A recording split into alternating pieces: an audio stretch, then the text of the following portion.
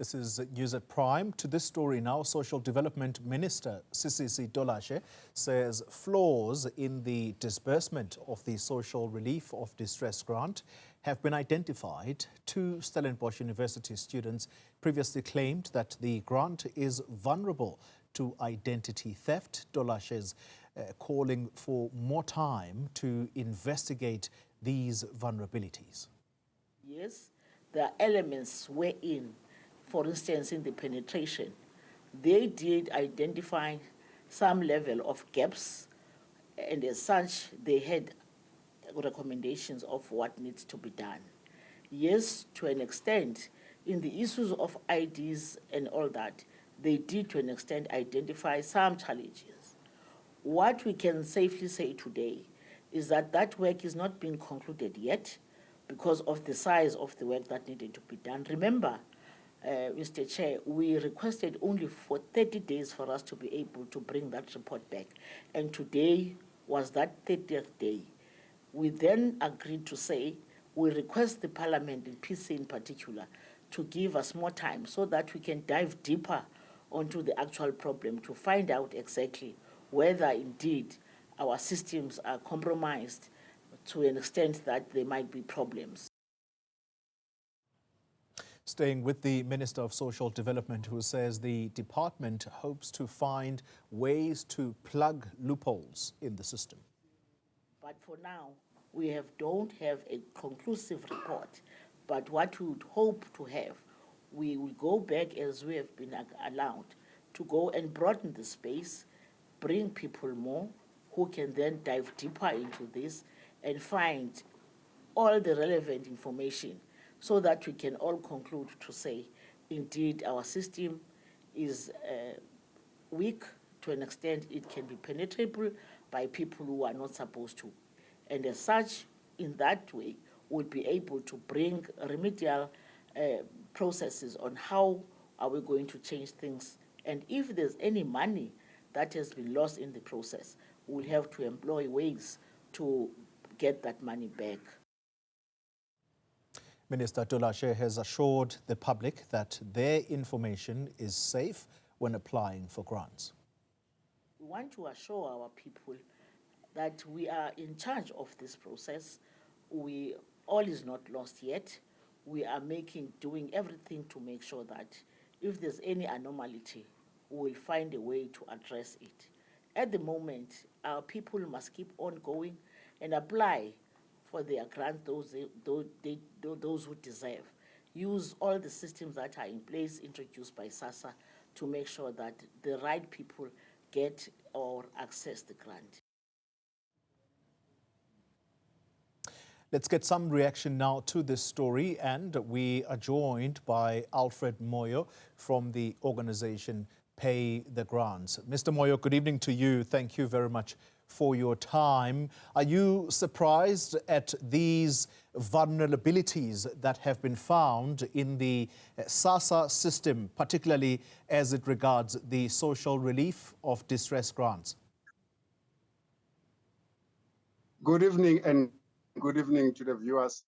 We are not actually surprised with these revelations or these findings.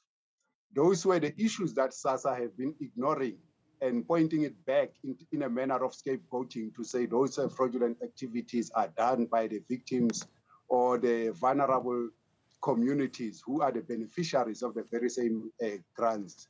So we've been pointing to those flaws for some time, but Sassa have not been acting adequately and speedily enough. But in the meantime, they've been using the very same glitches. Mr. Moyo, are you still there? Okay, looks like Mr. Moyo is frozen there. And just as we were about to get into that conversation, Mr. Moyo, you froze for a moment there. Let me pick up on what you are saying, and that is that the department has been aware of these, what they say are loopholes. Why do you think they have been ignoring this? And your understanding, therefore, their presentation in Parliament, is that perhaps them basically playing as if they only have just become aware of this because of these Stellenbosch University students who have pointed out what these issues are? Yeah, I'm not sure if to them it's really new, as I'm pointing out that even ourselves as payday grants, we've been raising some of those issues. As to them, it was referred as technical glitches, but we're saying those are exclusionary measures, which are some kind of a failed system that it was put in place without actually being properly monitored, properly supervised, and it was designed to exclude people, not to advance the eligibility and provision or proper provision of those grants. Let's expand on the exclusionary tactics that you talk about. Is that to do with the use of cell phones as part of the system to get the monies? But there's also the element of personal information, ID numbers or ID documents. Some people discovering that their IDs are possibly being used by someone else. Where are these exclusions for you, and what were they saying each time that these were pointed to? Those exclusions were done in a fraudulent manner, whereby people who were eligible to receive those grants were excluded, mostly some that are linked to those 18 years, which were teenagers that were born around 1995, who found themselves that their IDs are already active in the grant system before they turn 18. So those were some of the inter-data exchange, which were done through the departments, which cannot be mastered by people who are vulnerable, because most of those, if you check those findings, are referring to the people who are the potential beneficiaries who are about to turn 18 years. Then they found themselves already active on the system before they even apply for the grants. Yeah. So many of them, even today, after that has been discovered, even currently, they are not being paid, or some of them are not being activated into the system currently. That's the point I want to come to next, as to people getting their monies somewhere in the November month. I think we're now almost in December.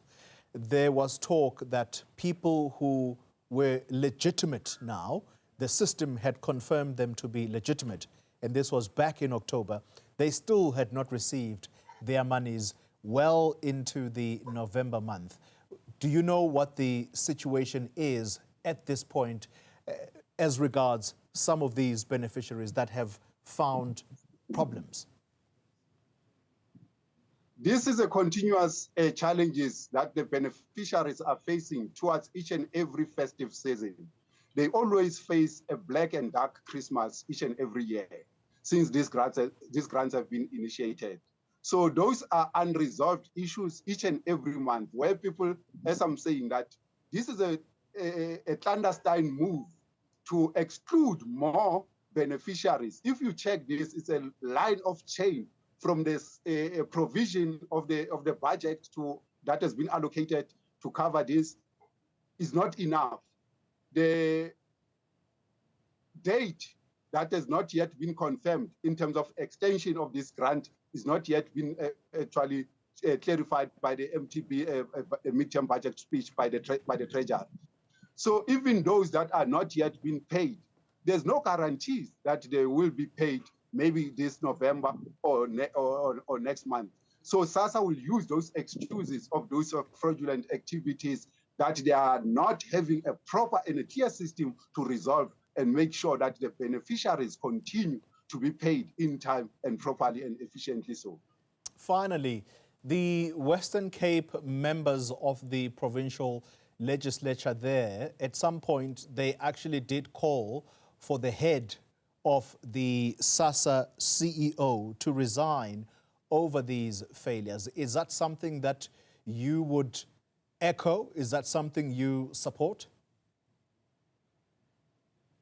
In the meantime, as you might know, that we are from court with Sassa, DSD, and the Treasury. We are still waiting for a court judgment. Then we will make some more comments and more actions based on the judgment. But for now, we are still hoping for the positive outcomes of the judgment. Alfred Moyo, thank you very much for your time. He's from the organization Pay the Grants.